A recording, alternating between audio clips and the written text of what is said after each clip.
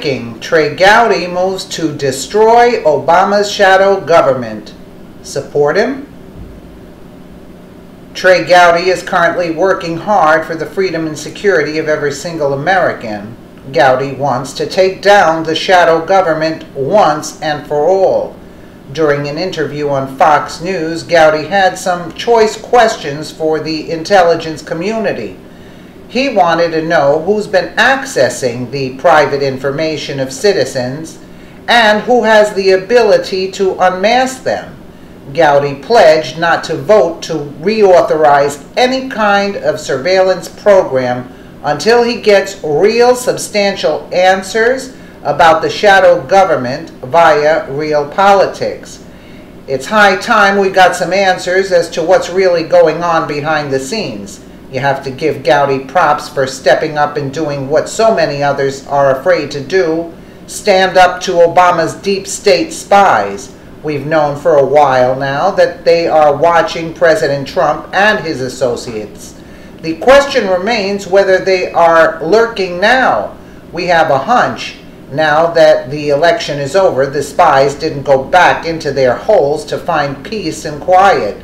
These shady criminals are still watching and they're still listening.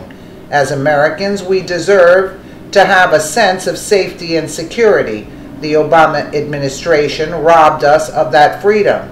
Once everyone learned about how much power the intelligence community had, we all became concerned. The government has proven that they can and will listen to any call at any time, and they'll unmask your name without thinking twice. It's not acceptable behavior, and we shouldn't have to deal with it.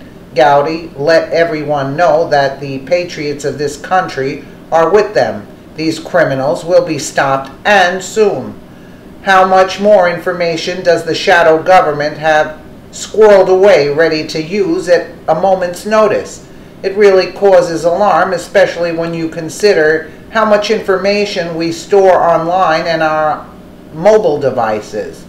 When Gowdy spoke with Fox News, support for him rippled through the network and onto the airwaves. Gowdy said, "We are not going to reauthorize these surveillance programs. If the American people are not satisfied, their security is going to be safeguarded." Gowdy went on to say, "I want to know who is making that request. What is the evidentiary basis of that request? And if it's late in your tenure, like the day before you leave office, that should send off alarms and sirens as to why that person did it." This speech was his way of calling out Obama without saying it directly. We all knew who he was talking about.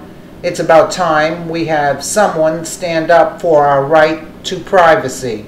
We have such limited privacy as it stands now. Why should the former administration and its spies be able to listen to our conversations?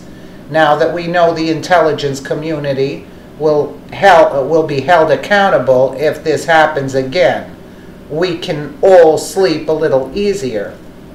Let's take a quick listen. You were asking questions about the unmasking. What were you going for there?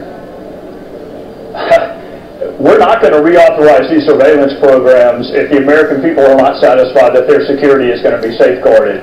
So leaks are one issue. The unmasking within the intelligence community, that is a privilege to be able to request that a U.S. person's name be unmasked. And I want to know who's making the request, what is the evidentiary basis of that request, and if it's late in your tenure, like the day before you leave office, that should send off alarms and sirens in your head as to why that person did it. Okay, two more specific questions on that. Do you have evidence that the Obama administration abused the unmasking and the procedures under the law? I don't have a good definition for the word abuse. I need to know what the policies and procedures are, and I need to know the full universe of unmasking requests. Were any denied? Were some granted with very scant evidentiary basis? I don't want to accuse any administration of doing something until I have access to the facts, but it is certainly legitimate lane of inquiry. So you're saying it's a possibility? It is a possibility among lots of other possibilities, including that they follow the policies and follow the procedures. I want to know if there are certain trends. Were there more requests at the end?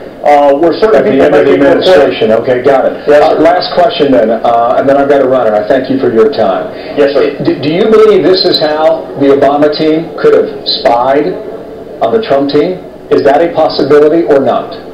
I don't want to use the word spy because the unmasking, while very important, unmaskings that don't result in leaks is one category of internal deliberation. The unmaskings that result in leaks of classified information, that's a crime. So I want to be fair to the president. I'm not going to accuse him or anyone of spying until I have all the unmaskings, until we have an end to the leak investigation. There's a lot to go through. I hope you come back, okay? Trey, yes, sir. Thank you for your time.